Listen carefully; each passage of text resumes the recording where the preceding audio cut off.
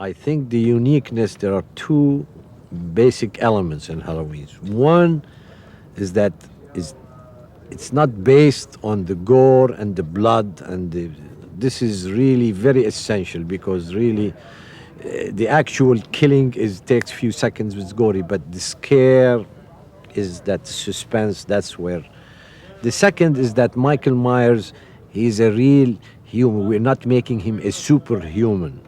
So could happen to anybody, and it could happen with anybody. And I think these are two elements that makes Halloween different than the rest of the horror movies.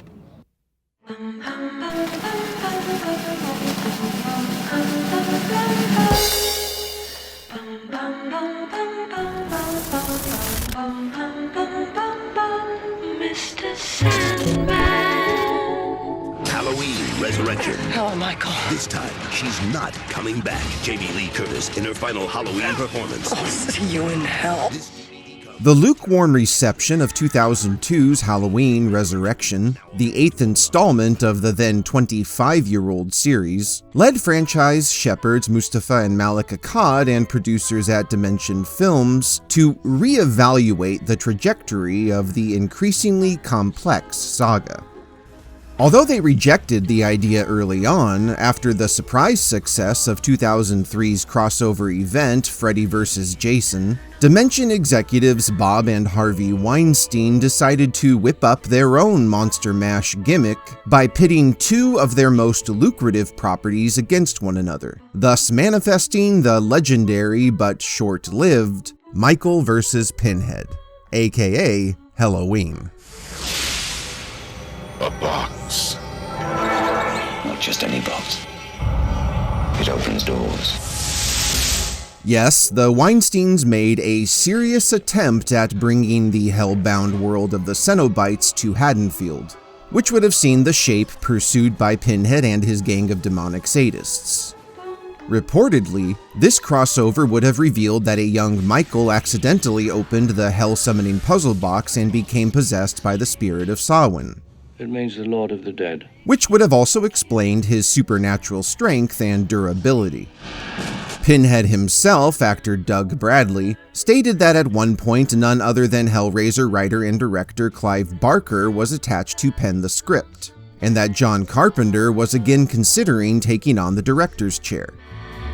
However, this ambitious collaboration was eventually cut short, due to both its unpopularity among fans and ultimately being outright rejected by Mustafa Akkad. More direct sequels were also considered.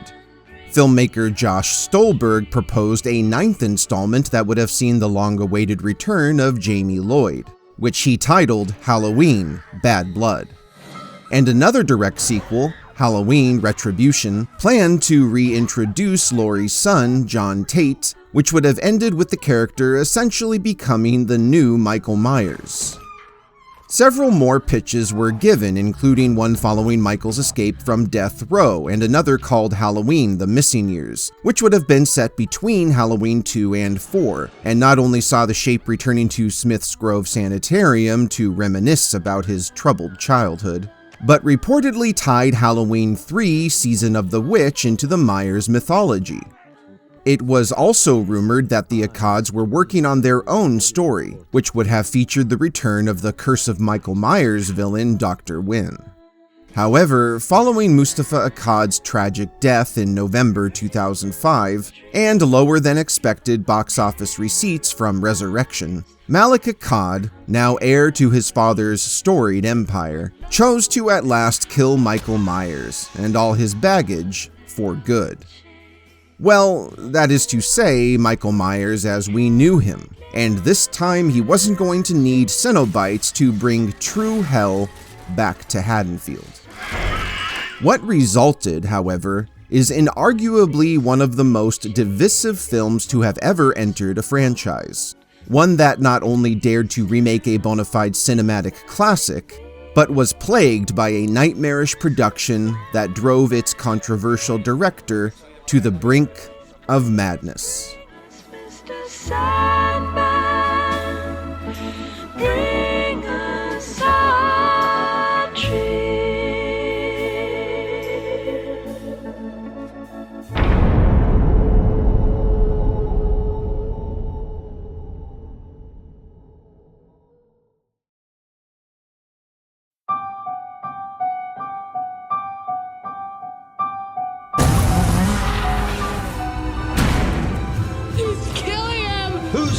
2.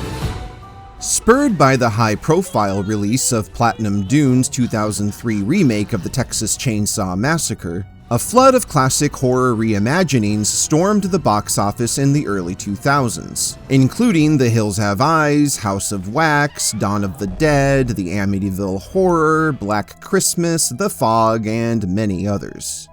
And so, in this climate of cashing in on tried-and-true horror IP, the once blasphemous idea of remaking John Carpenter's seminal classic was now very much on the table. In early 2006, Bob Weinstein reached out to musician and filmmaker Rob Zombie to initiate a meeting about what was then an undisclosed project. Zombie, of course, had long been a major star in the world of rock and alternative metal, but also came with 2 feature films under his belt: 2005's The Devil's Rejects, a modest hit, and his debut film House of a Thousand Corpses, which mostly found its audience on home video. However, when the domineering producer revealed his plan to revive the Halloween franchise, Zombie was initially unenthused about the prospect, having no interest in helping the studio churn out yet another tired sequel, and so initially declined the offer. Nevertheless, Weinstein managed to pique his interest when he handed Zombie the chance to reshape the franchise into something entirely his own. Intrigued, the director pitched 2 possible stories. One that followed child Michael and explored his early years at the asylum and his relationships with his mother and Loomis, similar to the recently in development Halloween: The Missing Years, and the other being a more straightforward remake of the original film. Although Zombie openly disliked remakes, he even discussed the idea of releasing the 2 films back to back. Zombie said that at his first meeting with the Weinsteins, they sized him up, and were disappointed when he told them that he had more money than he knew what to do with, which of course, to them meant less leverage. Although the brothers outright passed on the notion of a prequel, Zombie didn't want to lose out on the once-in-a-lifetime opportunity and quickly found a way to incorporate both concepts into one film, and they bought it. Zombie accepted the job without hesitation and signed a 3-picture deal with Dimension Films, marking his 3rd directorial effort. On earning the job, Zombie said that while he preferred developing his own original concepts, being handed the keys to such an iconic property was irresistible. Furthermore, when he was in high school, Zombie and some friends shot a shoestring sequel to John Carpenter's Escape from New York, and so he thought it was serendipitous that his first major studio picture was another Carpenter property. Out of respect, prior to Dimension going public with the news, Zombie sought Carpenter's personal approval, and the often sardonic filmmaker gave the new franchise helmer simple advice: make it your own. The studio formally announced Zombie's involvement on June 4th, 2006, the multi-talented artist set to serve not only as director, but also as writer and producer, in addition to acting as music supervisor.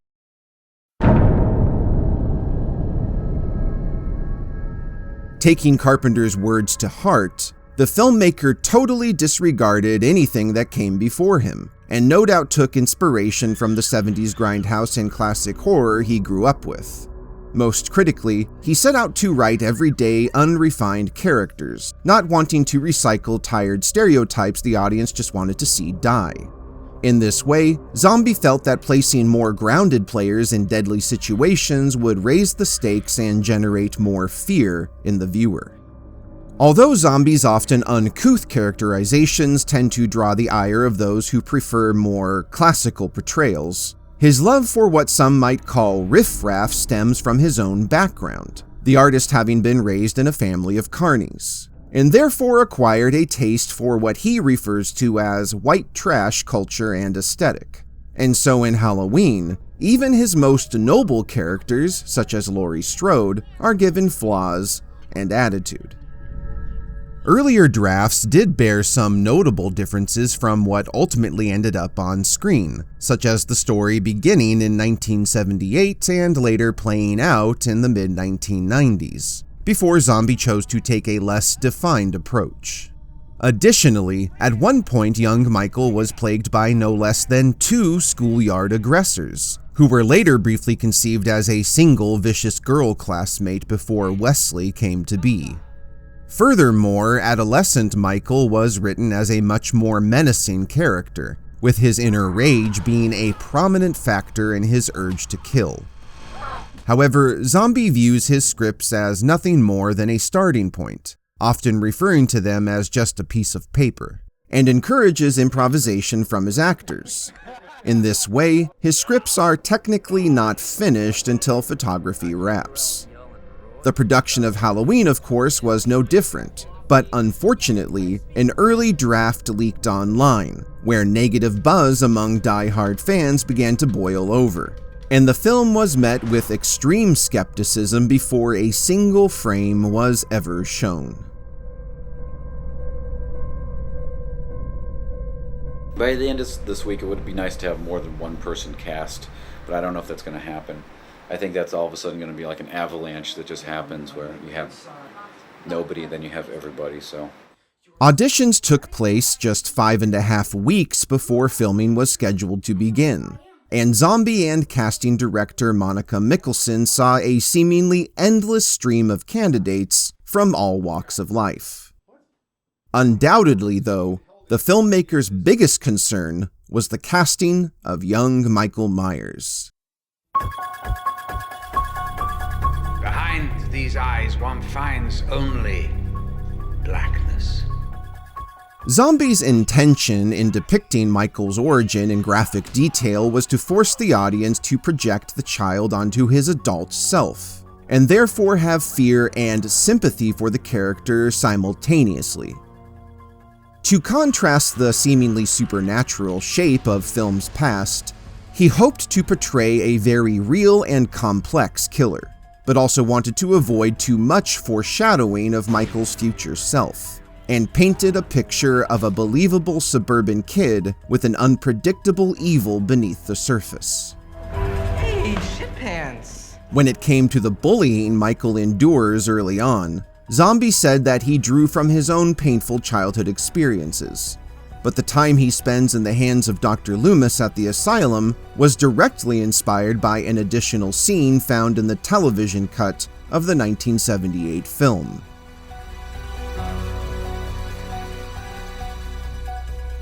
"11-year-old Southern California native Daeg Faerch came with acting experience in plays, educational programming, and student short films. But living in San Diego at the time, he and his mother at first opted to decline an audition for Rob Zombie's then untitled Halloween movie, given the 2-hour commute to Los Angeles.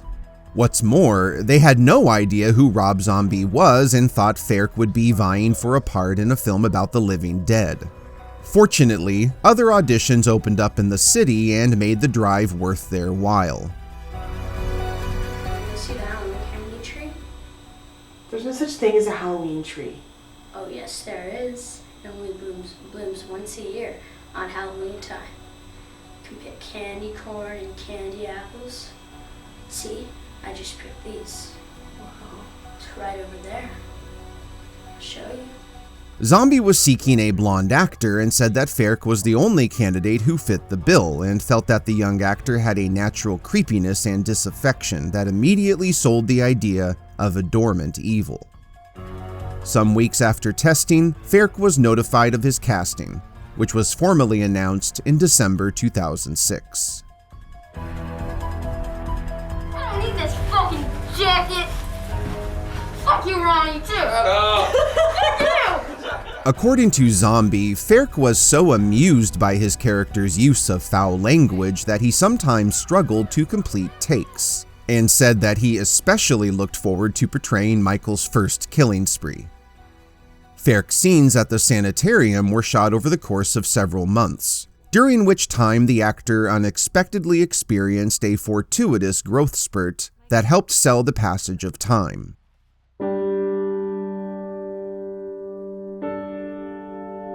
For Michael's mother, Deborah Myers, Zombie again stepped away from banality and transformed her into an exotic dancer and the victim of an abusive relationship. To play the role, the director only ever had one name in mind, his wife, and some might say muse, Sheri Moon Zombie. Don't just fucking imitate me, it's fucking rude. I know what I know, and I know I don't like that nutsack. This, of course, should come as no surprise to fans of his filmography, as she has starred in every one of his movies. But Zombie said he was excited to see her take on a down-to-earth, blue-collar character. Are you saying Michael did this? At 5'10", Moon also suited the part physically, Zombie believing her above-average height would lend credibility to Michael's towering frame. Zombie said that, in his opinion, Moon's chemistry with Daeg Faerch became the heart of the film, and added that their relationship scored the highest with test audiences. It has also been rumored that Zombie first wanted Moon to play Laurie's friend, Linda, but the mother of Michael Myers was clearly the meatier role. Despite their domestic status, Zombie and Moon's relationship never stood in the way of production, the director having mandated no special treatment.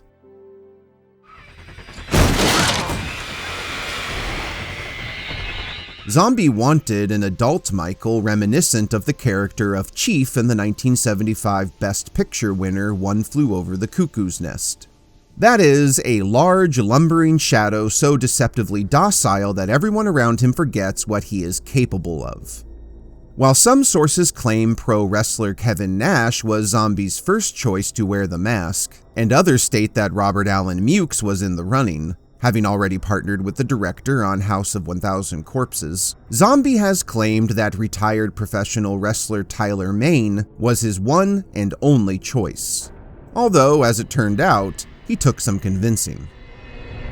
After Zombie first reached out to Mane's agent, the wrestler-turned-actor assumed he was up for a small role and likely to be killed off, which he had little interest in pursuing. However, after Zombie called Mane directly and clarified that he wanted him to play Michael Myers, he changed his tune.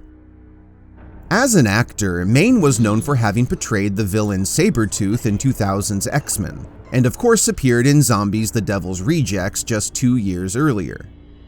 At 6 foot 8 inches, he is by far the tallest actor to have embodied the shape. At the time of his casting, Mane wasn't well acquainted with the source material, and so marathoned all 7 films in the Myers saga to gain a deeper understanding of the character.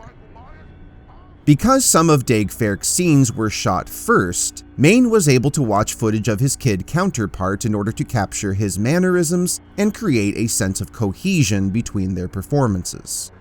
However, like Michaels of films past, the actor was limited by a costume that totally obscured his face, and said that one of the more challenging aspects of playing the shape was learning to act with his eyes.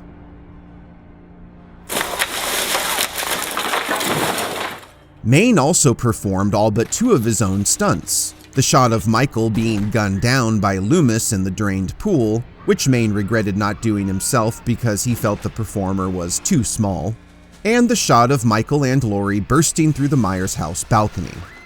Outside of bruising, the actor also cut up his hands after smashing through a car window, despite the use of fake glass.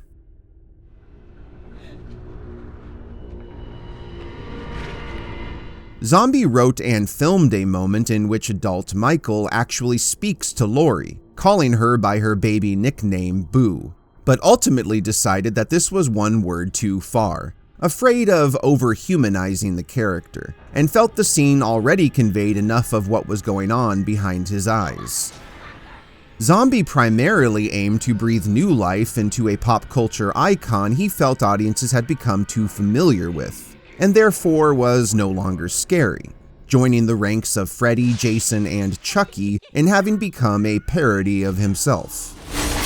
In another stark departure from the car-stalking Michael of the original films, Zombie specifically wrote his Michael as being unable to drive.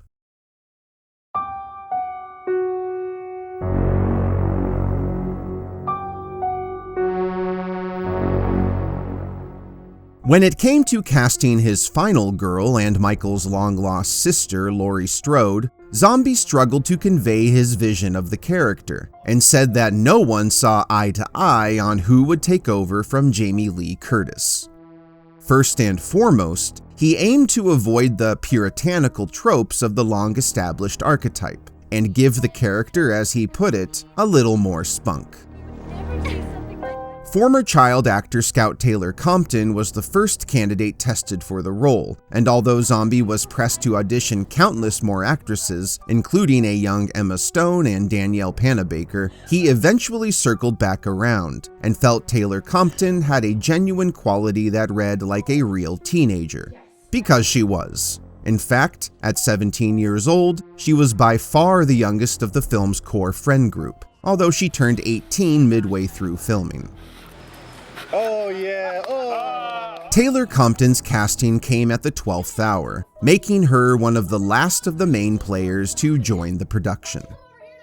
The actor said that she was nervous about taking on such an important role and facing comparisons to Curtis, but Zombie reassured her that she was there to make the part her own and not to mimic Curtis's quintessential performance. Funny enough, although he becomes her nightmare incarnate on screen, Taylor-Compton said that the co-star she bonded with the most was Michael himself, Tyler Mane, seeing him as a kind of father figure.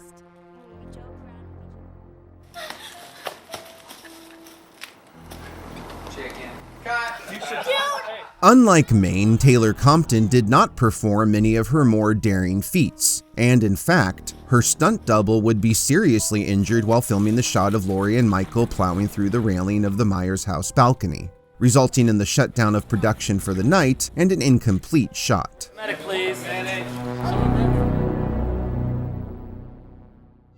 I'll get the crutches for you. 3 different babies were used for infant Laurie Strode, aka Angel Myers. Siblings Sydney and Mila Pitzer for the earlier scenes, and Leela Altman for the end of young Michael's rampage. Although a dummy baby stood in when not directly on camera. Once a night is enough. Stop it. Michael? Hannah Hall would win the role of Michael's ill-fated sister, Judith Myers, the actor most known for having played young Jenny in 1994's Forrest Gump, and the film marked her first feature film role in 7 years. Former child actor Adam Weisman was cast as her boyfriend, Steve Haley, and the then 18-year-old actor was allegedly not the most professional of the two when it came to their spicier shots. According to Zombie, perhaps approaching the job with too much enthusiasm. I might be pretty tired, but yeah!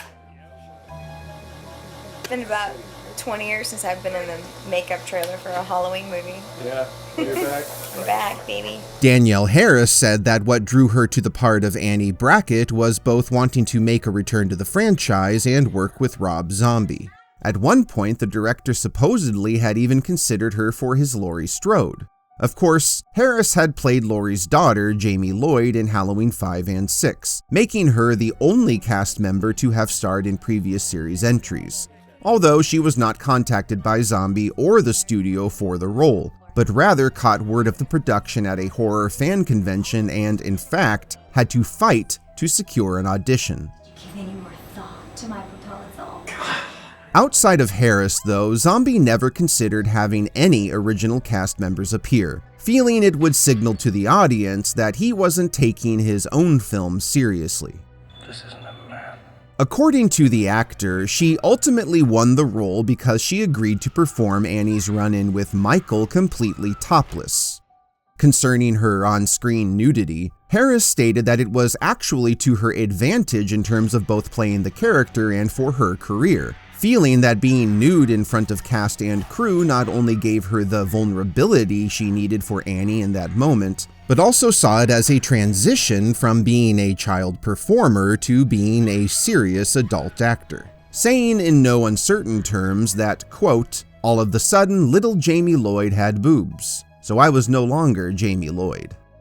Like the violence, the film's nudity is not intended to arouse, but meant to both humanize and emphasize the helplessness of the characters. And so in this way, Zombie set out to make a slasher film that was the antithesis of some of the genre's fan favorites.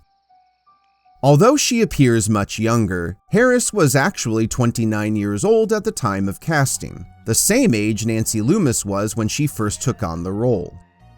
Harris said that while filming her 2 appearances as Jamie wasn't scary, because at the time she believed such a terrifying scenario could never befall her, filming Michael's ruthless assault on Annie as an adult truly disturbed her.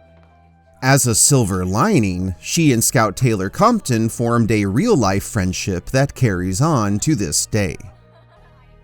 Annie's not-so-lucky boyfriend, Paul, was played by actor and DJ Max Vanville, who, funny enough, had auditioned for the part of Judith's boyfriend Steve, but lost to Adam Wiseman and won the slightly smaller role. What did your dad say? Who cares?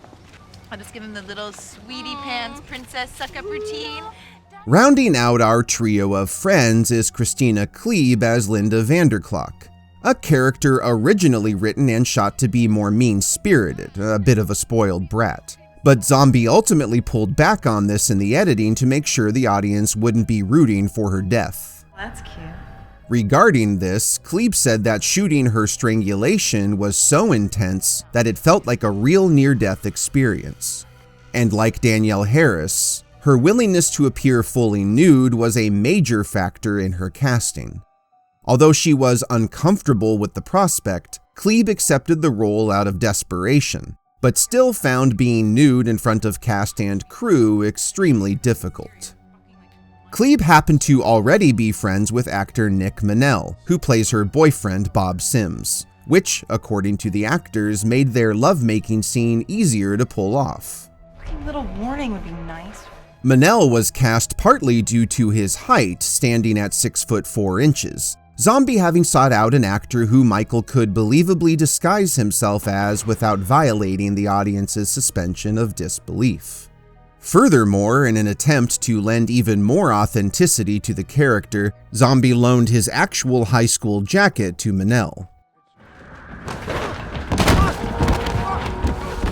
An alternative death was shot that showed Bob being attacked by Michael while fetching beer from his van, but it was ultimately decided to recreate the character's now immortalized succumbance.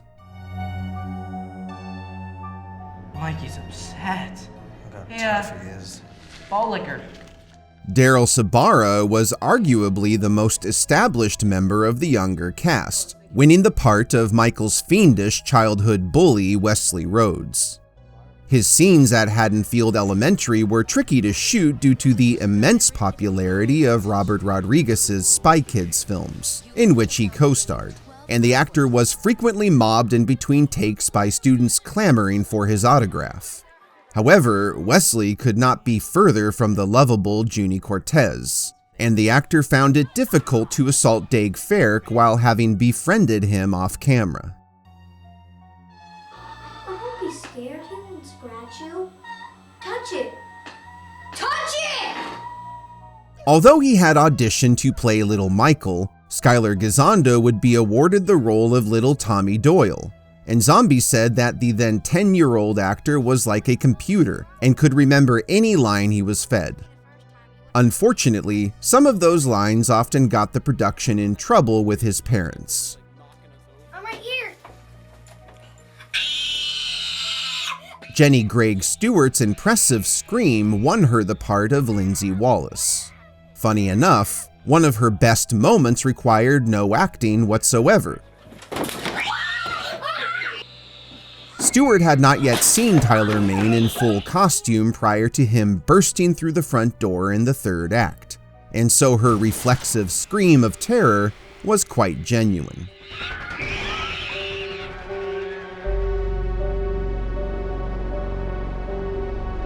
In a weird way, you've become like my best friend. Huh. It just shows you how fucked up my life is. While actor John Hurt was considered early on, acclaimed English film and television star Malcolm McDowell was Zombie's only choice to play Michael's obsessive physician, Dr. Samuel Loomis. McDowell first met with Zombie at a restaurant and said that he knew within 30 seconds that he was going to take the role, finding the director to be very intelligent with a refreshing approach to the material. Although he had never seen the original film, Zombie saw this as a positive, wanting the actor to avoid any comparisons to Donald Pleasance. In reality, McDowell had known Pleasance personally, and therefore knew what he needed to not do in order to make the character wholly his own. Zombie said that McDowell stood out because of his natural charisma and knack for playing unhinged characters. And on his Loomis, he said that despite his charms, you couldn't really trust him. These are the eyes of a psychopath. McDowell stated that he played the character as having a big ego, someone who kept the prospect of a future book deal in the back of his mind.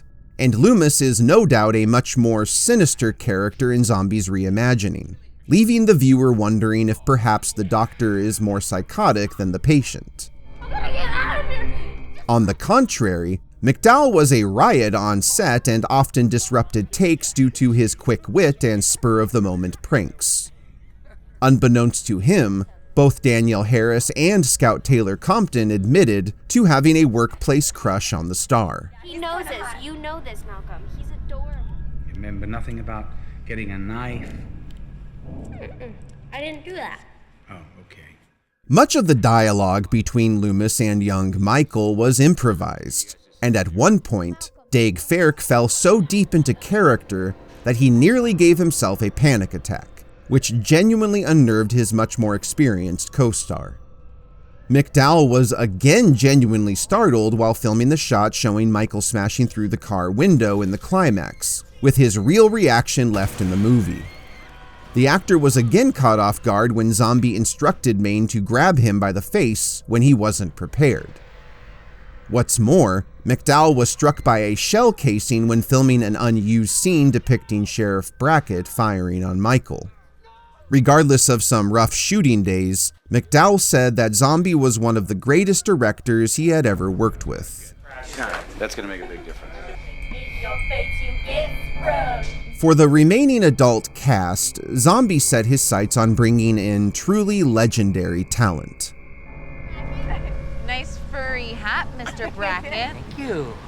Brad Dourif, famously the voice of Chucky, took on the role of Sheriff Lee Brackett, and said that what drew him to the part was the relationship between Brackett and his daughter Annie, Dourif himself being a father of 2 daughters.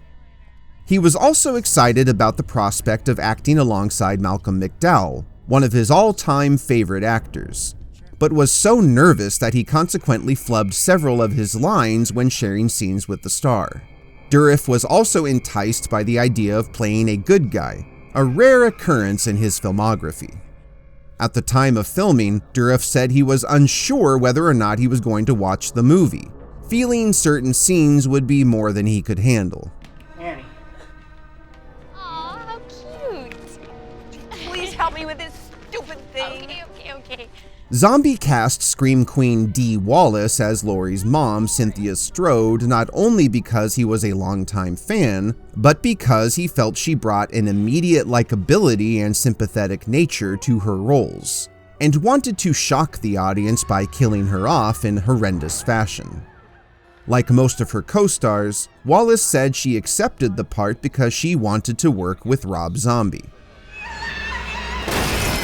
Depicting Wallace's death scene was not in the script, however, and was a somewhat spur-of-the-moment addition, as Zombie later realized that he was unsatisfied with where her character originally ended, that is, off-screen, and so called the actor back in a few months later to finish her off properly, also extending actor Pat Skipper's death as Mason Strode, Laurie's father.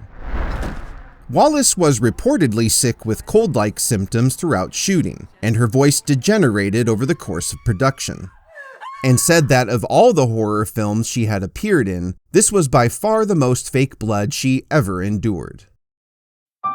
On a lighter note, Wallace and her on-screen daughter, Scout Taylor-Compton, formed a close friendship on set, her own daughter being the same age.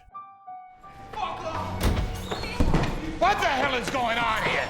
The film also features a slew of notable character actors, including Richard Lynch as Principal Chambers, and Clint Howard and Udo Kier as Smith's Grove administrators Dr. Coplinson and Morgan Walker, respectively, although most of Kier's scenes ended up on the cutting room floor. Adrienne Barbeau, another eminent horror star, cameoed as an adoption agency secretary, but her scene was eventually cut and has never been restored. Taking another cue from One Flew Over the Cuckoo's Nest, Sybil Danning plays the antagonistic Nurse Wynne, a character Zombie hoped would evoke the detestable Nurse Ratched, and she is made out to be a little nastier in the unrated cut. Courtney Gaines, best known for starring in Children of the Corn and The Burbs, is yet another familiar face in the horror genre, playing orderly Jack Kendall, although he only appears in the unrated edition.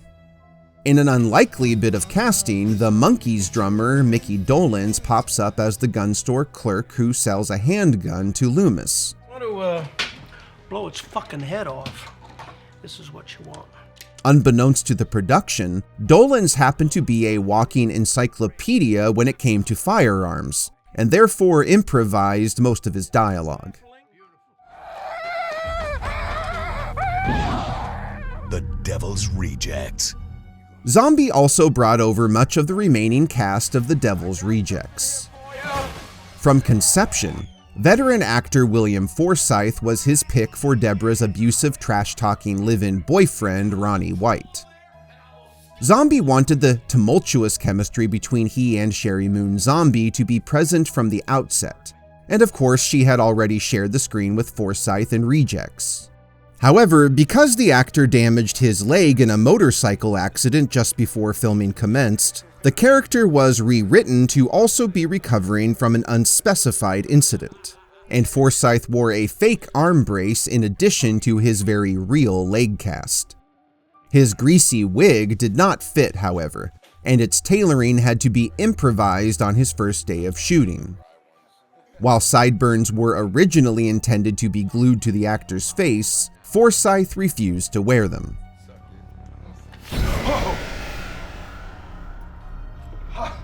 Mikey. Zombie was excited to cast beloved tough guy actor Danny Trejo in the atypical role of Ishmael Cruz, the kindly orderly who seems to take Michael under his wing. Trejo's gentle character wasn't originally written to have the tragic conclusion he eventually faced, but after watching a cut of the film, Zombie determined that he needed to give Ishmael and Michael's relationship a firmer conclusion, and brought Trejo back in to film his death scene a couple of months after principal photography wrapped. Unfortunately, Zombie had to fight the Weinsteins to keep Ishmael's killing in the film, wanting to underline the fact that Michael bore no empathy. Reportedly, at early test screenings, Trejo was the only actor to receive audible cheers when he appeared on screen. Daniel Roebuck said that he begged Zombie to be in the movie before being given the part of adult club owner Lou Martini, although his one scene of dialogue was cut.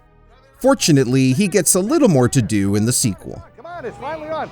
Lou Temple plays unsavory sanitarium orderly Noel Kluggs, who orchestrates a highly controversial scene only found in the unrated version.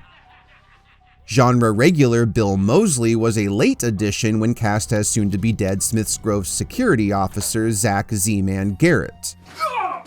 At 6'5", Ken Foray of Dawn of the Dead fame brought his own larger-than-life persona to the part of long-haul trucker Big Joe Grizzly, who goes toe-to-toe with the Shape.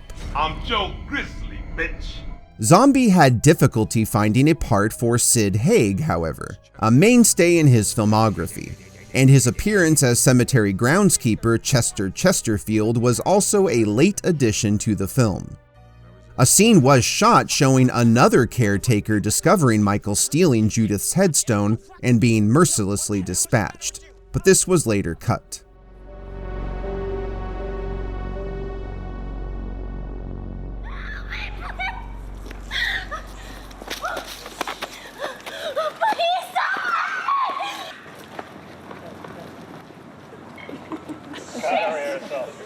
Action!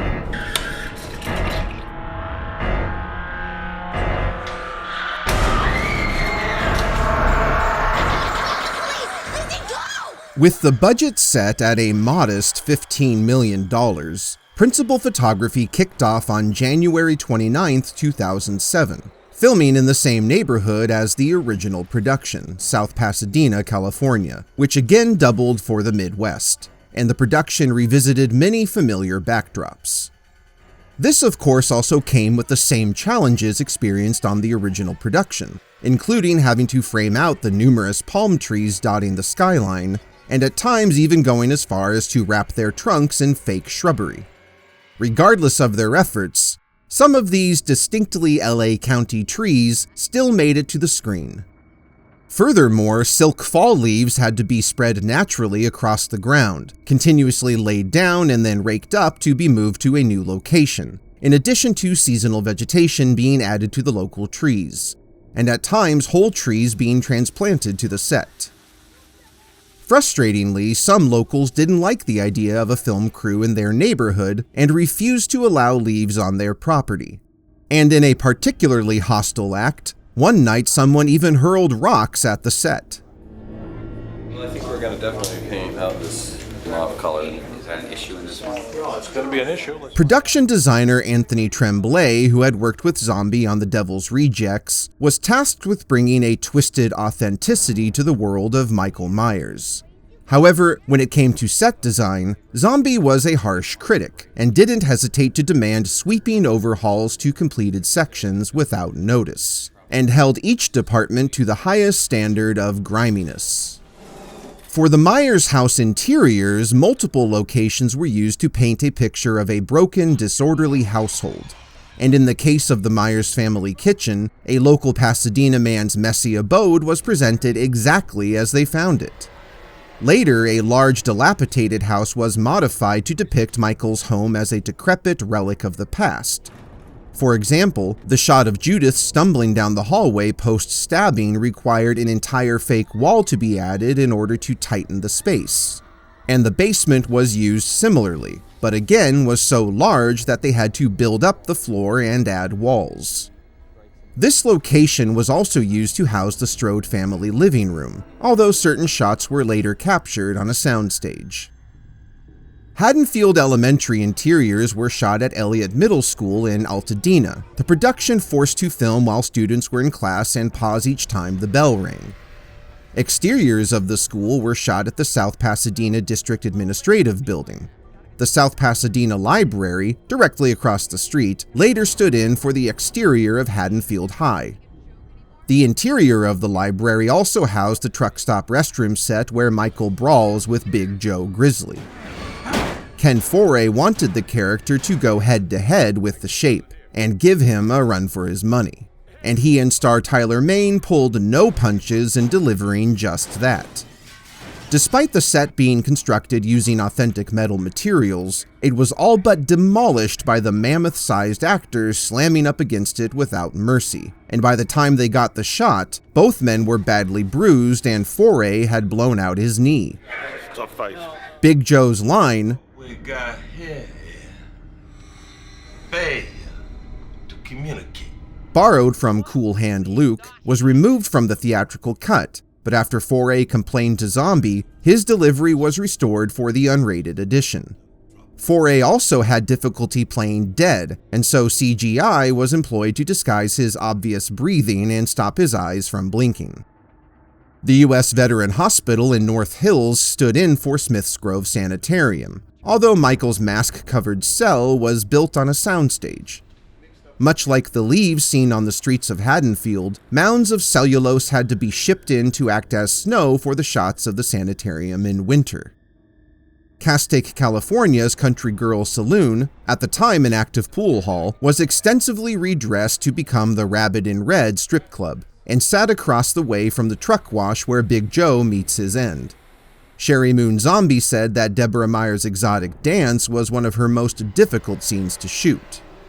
Loomis's lecture scene was captured at Los Angeles City College, and his visit to the Haddonfield Cemetery was shot at Altadena's Mountain View Cemetery, where the production added several tombstones to lend it a more creepy atmosphere. Filming also took place inside the Los Angeles Police Historical Society Museum, which housed Sheriff Brackett's office. Griffith Park was used as the backdrop to Michael's first kill, filming taking place just 2 weeks shy of a major wildfire that set ablaze over 800 acres and took 2 days to contain. Notably, a stunt double was used for some of the shots showing young Michael striking Wesley with the branch, as Daeg Faerch was too uncoordinated to safely hit his co-star. Nonetheless, the stunt performer accidentally struck actor Daryl Sabara directly in the scrotum on the second take. Likewise, William Forsythe requested that Faerch be doubled by an adult performer for the shot of the knife being dragged across his throat, the bladder prosthetic actually having to be sliced open. To Faerch's disappointment, another double was used for the shot of him beating Judith's boyfriend atop the head, although Faerch himself completed the scene. The actor was also replaced for the shots of Michael touching Judith in bed and her slapping his masked face. However, the shots depicting Michael slashing at his sister down the hallway used Faerch himself, who reportedly swung at co-star Hannah Hall with so much gusto that her back bruised up. Action! Michael!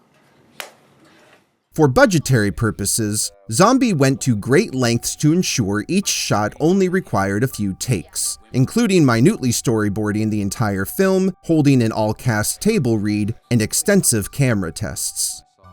Shot on 35mm film and normally with 2 cameras, Halloween saw Zombie making a distinct departure from his previous shooting style by framing the film in the 2:3:9:1 scope aspect ratio, as opposed to his previously used 1:8:5:1 ratio.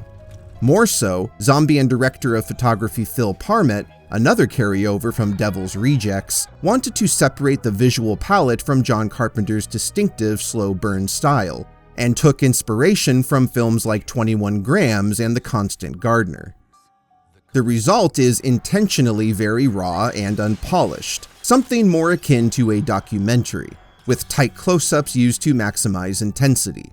However, steady cams and more traditional cinematography are introduced for the start of the second act, Zombie and team consciously borrowing from Stanley Kubrick's wide and precise method of filmmaking, of course, only to slowly devolve back into the more chaotic approach of the first act. On a similar note, the film uses specific color temperatures for various areas of the story, starting out warm as we watch Michael and family go about a normal day, and then turning cold at the asylum, and later warm again for Laurie's introduction, and back to cold as Michael spreads terror on Halloween night. Some of the scenes were also shot day for night, which sometimes required the crew to elaborately black out exteriors for on-location interiors. Action!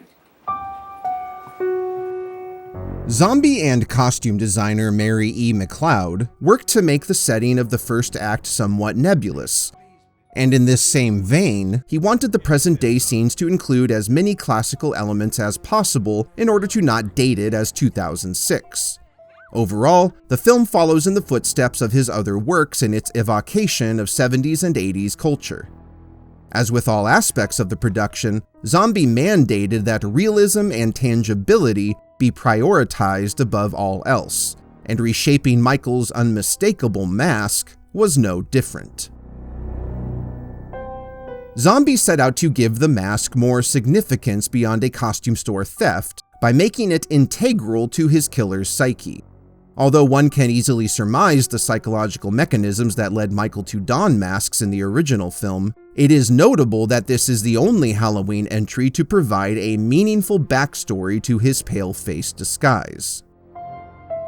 Designed and crafted by makeup effects artist Wayne Toth, who had worked on House of a Thousand Corpses, Zombie asked that the mask be a replica of the one worn by Nick Castle and Tony Moran in the first film, but obviously live cast using actor Tyler Mane. That was fun. This, however, did pose the concern that the star's sizable head would make it harder to believe it was a common costume shop mask, but Mane's balanced proportions sold the look, although the actor sometimes struggled to see out of its eye openings. Unfortunately, the makeup team realized all too late that it was impossible for him to wear the mask and the wig at the same time, and so on Mane's first day of shooting, it was decided to cut away each time the actor pulled the mask over his head so that the wig could be removed, with some stray strands added at the bottom of the mask to provide the illusion his hair was intact. Nonetheless, the actor said that he got chills the first time he saw himself in full costume. Unlike some previous entries in the franchise, only one mask design was used during filming, with 3 clean masks made for young Michael to wear and 6 duplicates of the rotted mask he later pulls out of the basement floor. However, in an unintentional homage to Halloween H2O, Laurie and her friend's first glance at the masked shape outside the school library was in fact a digital replacement, as the shot was intended to be used at an earlier time when Michael still wore his makeshift sanitarium mask. Speaking of, this proto-mask was made using the same head cast of Tyler Mane as the other masks, but shaped to look like it was handcrafted out of paper mache, with real paper glued over the top of it. Michael's childhood clown mask was an actual piece of vintage Halloween memorabilia purchased online by the production, although duplicates were also used. Regarding Michael's coveralls, they were made out of a much hardier material than what was used in the original films, and made ill-fitting in an homage to Boris Karloff's costume in 1931's Frankenstein. That's not big enough. Right, so we're gonna make... Of course, Michael's ensemble would not have been complete without his trusty knife. In this case, a 12-inch rosewood-handled Victorinox Forstner chef's knife to suit Mane's immense size, although Daeg Faerch was handed a similar 10-inch blade. As with the masks, multiple knives were produced, each dulled to prevent serious injury, in addition to retractable prop knives for stabbing. Unfortunately, on Scout Taylor-Compton's first day of filming, which had Laurie turning the knife against Michael, the props department forgot to switch out the real knife for the fake one, and so the actor accidentally stabbed Tyler Mane, although luckily the wound was shallow.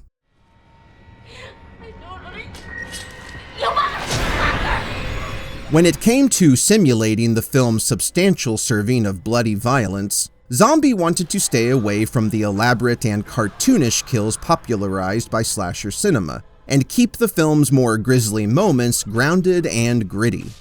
The blood itself was a traditional Karo syrup concoction, notable for its stickiness, and a pressurized fire extinguisher was sometimes used to coat the sets and actors.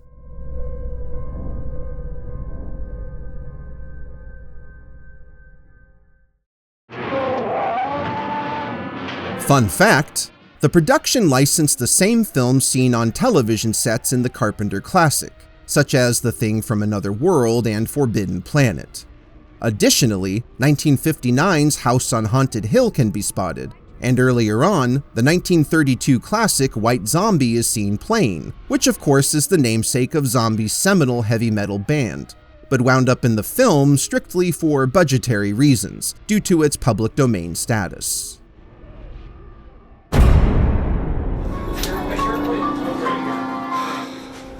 Tired of that after all. Hello?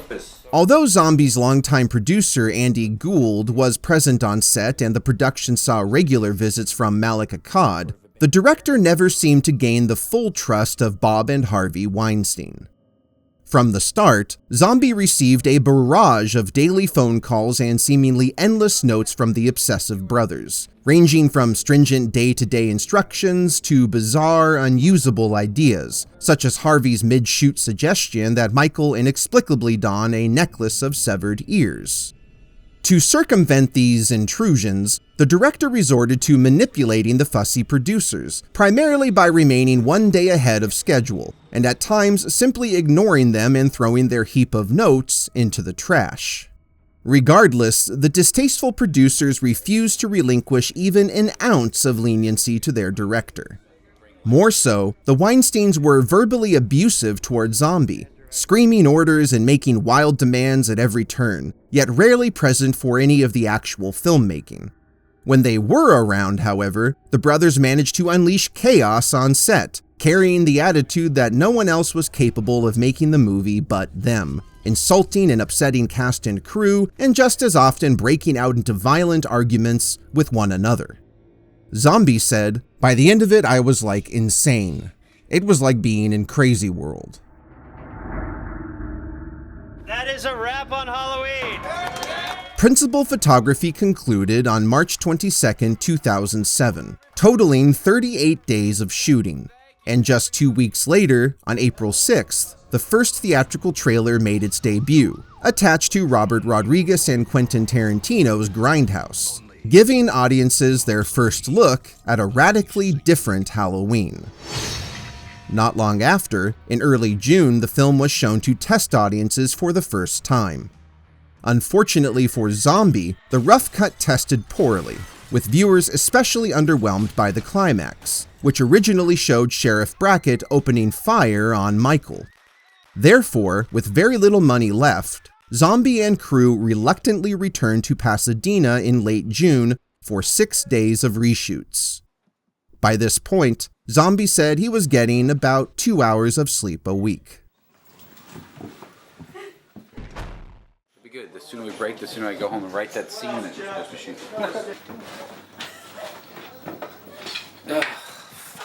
Christ. To circumvent their monetary constraints, a single location was used to house multiple sets, and reshoots included an extension of Michael's chase after Laurie, which led to further destruction to the Myers house, as well as reshooting Michael's escape from Smith's Grove. Originally, Zombie shot a sequence wherein 2 orderlies assault a helpless patient inside Michael's cell, triggering his rampage. But test audiences denounced this especially lewd segment, and the producers demanded its replacement. Therefore, the theatrical cut shows Michael breaking out during a standard transfer. Although, as I'll discuss, the original sequence would later be restored. Additional photography also brought new scenes for Malcolm McDowell, Brad Dourif, and Clint Howard, and introduced Sid Haig's cemetery caretaker.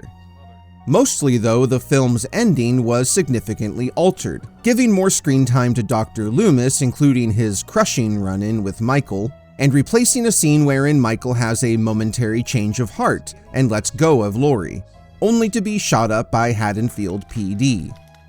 Instead, Zombie had Loomis gun down the shape in a drained pool as he closes in on Laurie, and Michael's showdown with police would later be repurposed for the sequel. Even Laurie's final assault on an incapacitated Michael, which became the film's final moments, was a last-minute addition.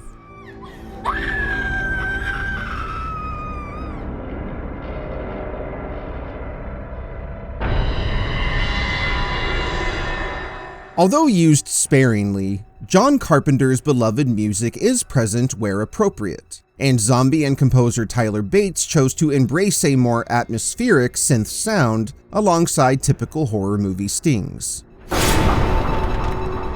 If Carpenter's music defined Michael's predatory patience, Bates' reimagining evokes his chaos. Bates was already a seasoned genre film composer, and of course he and Zombie both shared shock rock roots, with Bates being the lead guitarist of Marilyn Manson. And of course the pair had already collaborated on both The Devil's Rejects and Zombie's fake trailer Werewolf Women of the SS, which appeared in Grindhouse. Recalling Halloween 2, Canadian singer Nan Vernon was hired to record a new version of Pat Ballard and the Chordettes' Mr. Sandman to play over the end credits. The official soundtrack would debut on CD 10 days ahead of its release on August 21, 2007, from Hippo Records. Its 24 tracks included all original music from Tyler Bates as well as borrowed tracks from the original 2 films, in addition to 12 dialogue tracks. Furthermore, this release featured several popular 70s and 80s rock songs taken from the film, including Don't Fear the Reaper by Blue Oyster Cult, Nazareth's Love Hurts, and Rush's Tom Sawyer. Zombie specifically chose Kiss's God of Thunder to open the film as a tribute to one of his most influential bands, and young Michael is even seen wearing a Kiss t-shirt.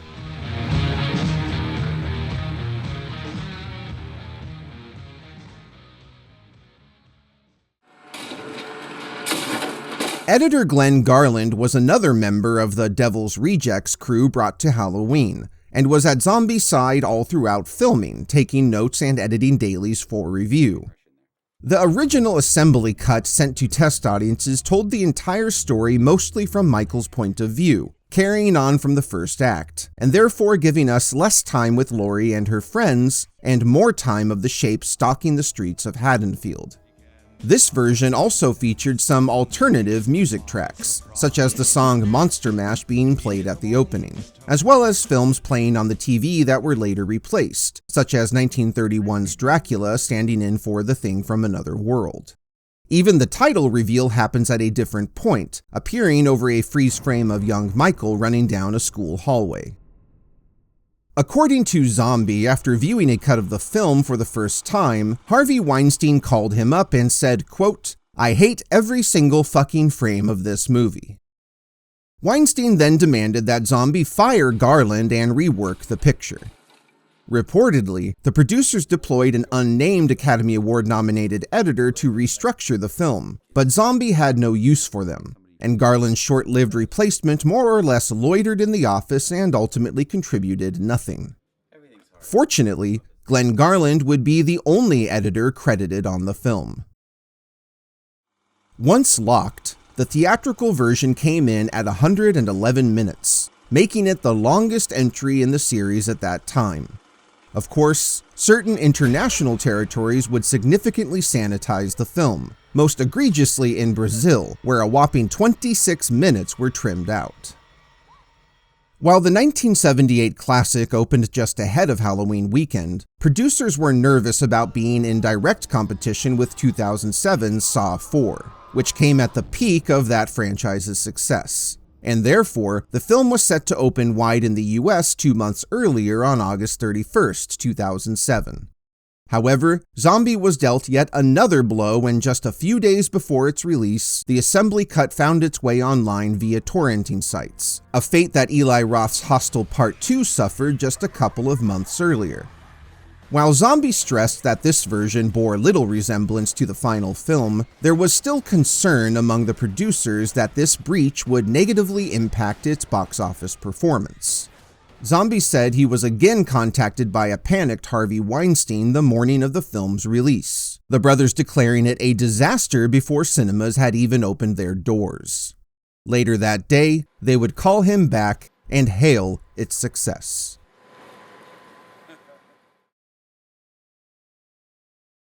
I'm gonna cut that mask right off your face. He's come back for his baby sister. To do what?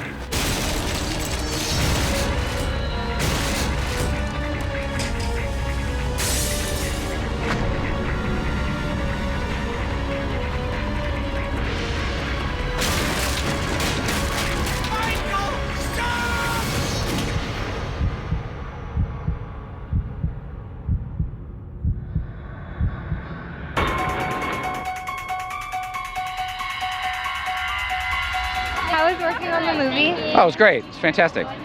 Rob, what is it like being a rocker and a movie and a movie director? It's great. Couldn't be better. I got no complaints. Premiering on Labor Day weekend in over 3,400 theaters, the largest domestic rollout for a Halloween franchise movie up to that point, the film took in approximately $10.9 million in its opening day, and took the #1 spot at the weekend box office, dethroning the hit comedy Superbad in its third weekend. It went on to gross a 3-day total of over $26 million and a 4-day total of over $30 million, at the time making it the highest-grossing Labor Day premiere in cinema history, a record it would hold until 2021's Shang-Chi and the Legend of the Ten Rings. The following weekend, the film fell to second place beneath newcomer 3:10 to Yuma, and saw a significant drop in ticket sales, dipping a massive 71.6% from its premiere weekend and scraping up only $9.5 million, although it remained in the top 10 until its fourth week. Following its opening, the Weinsteins began to explosively argue about whether or not the film could have done even better, and instead of enjoying the success they did have, the brothers lamented the money they may or may not have missed out on. Following a $58 million domestic run, the film hit international markets on September 29th, globally distributed by Paramount Pictures, raking in an additional $22 million for a worldwide gross of $80.2 million, making the Halloween remake a resounding success for Zombie and Dimension Films. Critically, however, it didn't fare as well. Despite receiving an average B- cinema score from general audiences, critics were decidedly down on Zombie's one-of-a-kind take. Although some praised the film for its bold swings and fresh approach, many others denounced its lurid violence and vulgar dialogue, both of course being Rob Zombie's staples. And any artistry the film may have had was quickly dismissed as exploitative trash. While some disparaged the first act for draining all mystery from the character and preferred its more traditional second half, others felt the story of young Michael was much more compelling and viewed the present-day segment as a down spiral into slasher movie nonsense. Even franchise creator John Carpenter would later bemoan Zombie's take, agreeing that he robbed Michael of his unknowable nature. What's more, Carpenter accused Zombie of lying about their interaction. In a televised documentary on the 1978 film in which Zombie appeared, Carpenter claimed that the young director said he was cold to him regarding the remake, while Carpenter insists that he was nothing short of supportive. He admitted that this colored his perception of the film. Nonetheless, nearly all critics acknowledged that Zombie didn't take the lazy route. Likewise, fans mobilized against the very notion of a remake early on, and painted Zombie's attempt as that of an arrogant and clueless artist trampling on sacred grounds. Most were vocal in their contempt for the film's wild departure in tone from its predecessors, and many disliked Zombie's deep dive into Michael's disturbed upbringing, siding with critics and feeling that he stripped the character of his mythos and turned him into just another American serial killer.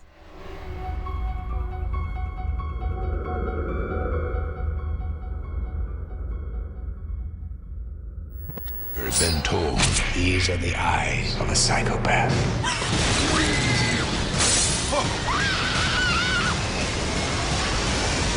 Halloween. Is that the boogeyman? The 2-disc unrated director's cut on DVD Tuesday. This is DVD. The film did, however, find a second life on the home entertainment market. Targeting a Christmas release window, Halloween made its home video premiere on December 18, 2007 in the form of a 2-disc DVD from Dimension Home Entertainment. This special edition offered a never-before-seen unrated director's cut, which included 11 additional minutes. This enhanced cut has since gone on to become the most widely available version, making it somewhat unofficially the longest entry in the franchise. Zombie's edit made fundamental changes to the theatrical release, such as adding more scenes between Loomis and young Michael and overall beefing up the first act to give it more dramatic weight, as well as offering some alternative takes and extended dialogue. It also includes Zombie's preferred version of Michael's escape. Bonus features included the original ending and other deleted scenes with optional director's commentary, bloopers, several featurettes, and a full-length commentary from Rob Zombie. An uncut DVD hit UK markets on April 28, 2008, and over a year after its theatrical run, an October 2008 3-disc collector's edition DVD hit stores. Although it offered the same bonus content found in previous editions, its third disc contained an exclusive 4-hour behind-the-scenes documentary from Rob Zombie himself, titled Michael Lives: The Making of Halloween. Using on-set interviews and raw behind-the-scenes footage, this massive chronicle follows cast and crew day by day from pre-production through reshoots, and is a fantastic insight into the minutiae of making a feature film. Interestingly, over time the theatrical cut became somewhat hard to come by, outside of some bare-bones DVD releases, and was excluded entirely in most Blu-ray franchise collections. Fortunately for fans of this version, June 2023 saw an Ultimate Edition release from Australian boutique distributor Via Vision, which showcased the theatrical cuts of both zombie films. To date, the film has earned an estimated $41 million in home media sales.